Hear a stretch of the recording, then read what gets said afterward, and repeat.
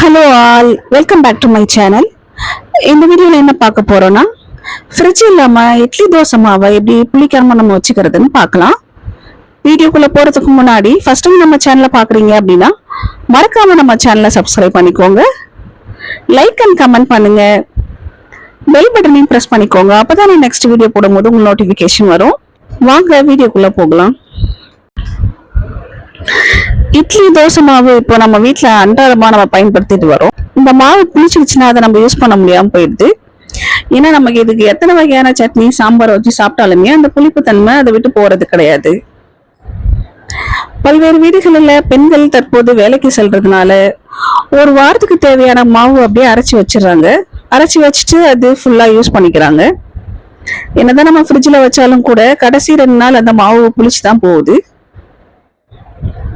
இந்த புளிச்ச மாவு ஒரு சிலர் வெங்காயத்தை போட்டு தோசையா ஊத்தி சாப்பிடுறாங்க, இன்னும் சில பேர் இதனை சரியில ஊட்டுறாங்க. இந்நிலையில ஃப்ரிட்ஜ் இல்லாம மாவை புளிக்க வைக்காம ஒரு சில குறிப்புகளை பத்தி இதுல தெரிஞ்சுக்கலாம் வாங்க. நமது வீட்டுல இட்லி தோசை மாவு புளிக்க ஆரம்பிச்சிச்சு அப்படின்னா அதுல இஞ்சியும் பச்சை மிளகாயும் அரைச்சி போட்டு கலந்து தோசை ஊத்தி சாப்பிட்டீங்கன்னா புளிப்பு தன்மை குறையும்.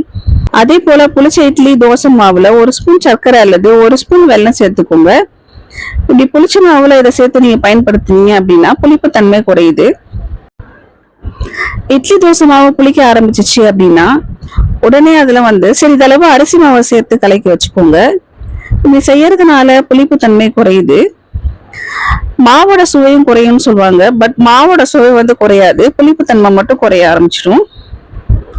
நாம இட்லி அல்லது தோசை மாவு அரைக்கும் போது அதுல கொஞ்சம் ஐஸ் கட்டி சேர்த்து அரைச்சிக்கிட்டீங்க அப்படின்னா மாவு கொஞ்ச நாளைக்கு புளிச்சு போகாம இருக்கும்.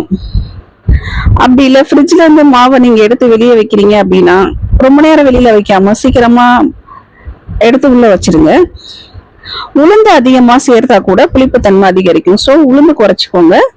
அதே அளவு வெந்தயம் கொஞ்சம் சேர்த்துக்கோங்க. இந்த மாதிரி ஹெல்த் சம்பந்தமான வீடியோக்குள்ள உங்களுக்கு தேவைப்படுதுன்னா மறக்காம நம்ம சேனலை சப்ஸ்கிரைப் பண்ணி வச்சுக்கோங்க. ஃப்ரெண்ட்ஸுக்கும் ஷேர் பண்ணுங்க.